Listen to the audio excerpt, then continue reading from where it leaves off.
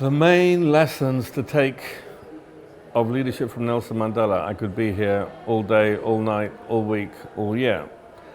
But to try and summarize, I think first of all he had a very clear strategic vision, by which I mean that he knew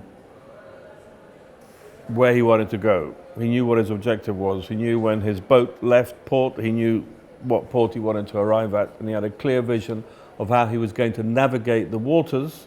In other words, he has clear strategy, but secondly, his tactics, his method for getting across the sea to his destination. And he had an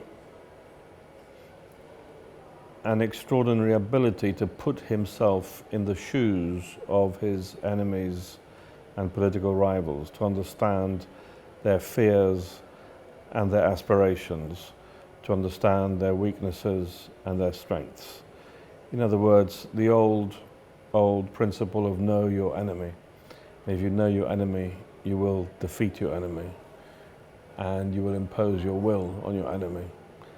I think as an underlying principle of life, I think respect was the big one for him. I think that was the most important word in his vocabulary.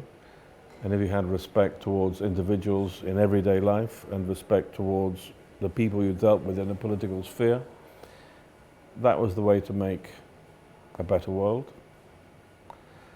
And hand in hand with respect, a kindness and a courtesy towards everybody he dealt with. He had an extraordinary ability to be equally at ease or at home with people who were maybe poor and uneducated, maybe the gardener in the presidential residence, or maybe the waiter or the flight attendant, maybe not so poor and uneducated, but it didn't matter who he was with. If it was the gardener, the person who washed the dishes in the kitchen, or the Queen of England, he was equally courteous and respectful to everybody.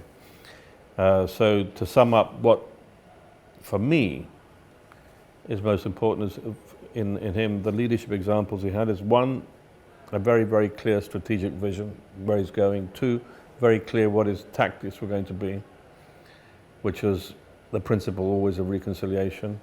Number three, an extraordinary ability to put himself in the skin, in the shoes of his rivals and enemies.